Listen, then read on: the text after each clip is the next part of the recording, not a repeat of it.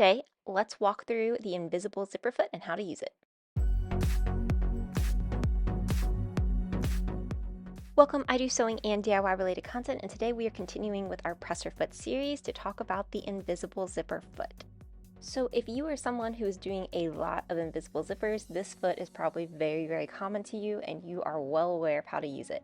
But here's what an invisible zipper foot looks like compared to your regular presser foot. It is a little bit on the smaller side, and then on the bottom it has these two sets of grooves where our regular presser foot does not have that. So if we look at these side by side, you can see that our invisible zipper foot is about 1 inch by 1 inch, where our regular presser foot is a little bigger.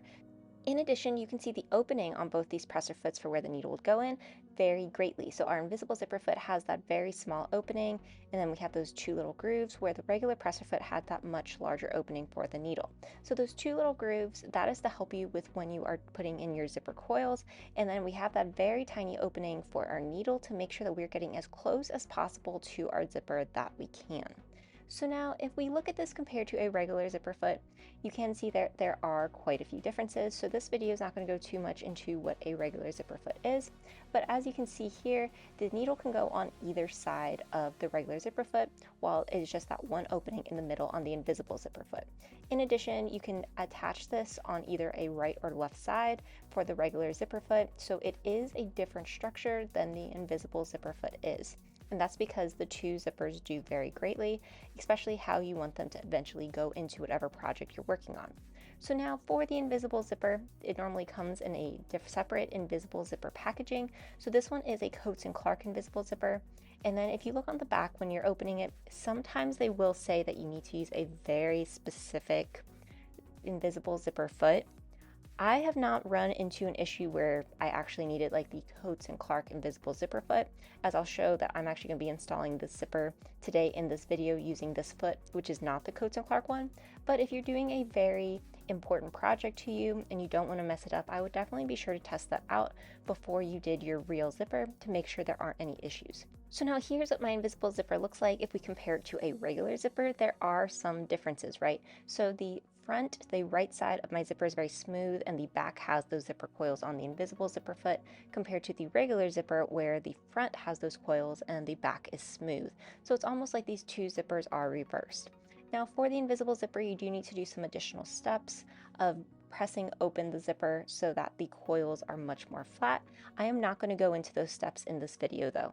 So now it's time to install our invisible zipper foot. So I have this little black button on the back of my sewing machine, the presser foot area, where I just press that and then the regular presser foot comes off.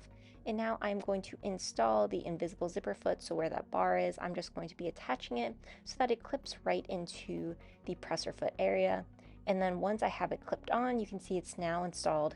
And now what I need to do is make sure the needle is aligned to go down that little hole in the center of the presser foot. So my sewing machine automatically does a left alignment, so that's not going to work with this foot, so I need to make sure it's in the center. Once I have it in the center though, I can then move the needle up and down, making sure that it is going where it needs to go for this presser foot and everything is good. So as you can see, we have the foot on, so now what's time to do is actually begin sewing our zipper. So I have the zipper, and you can see that those teeth are actually lined up in one side of the grooves. So depending on if you are working on the left side or the right side of the zipper will depend on which groove you put your zipper into. Once it is all lined up though, you can then just begin taking that straight stitch as you normally would using your sewing machine. Now again, this video is not really going to be going into how I did the full installation. If that's something you're interested in, let me know and I can do a video on installing an invisible zipper.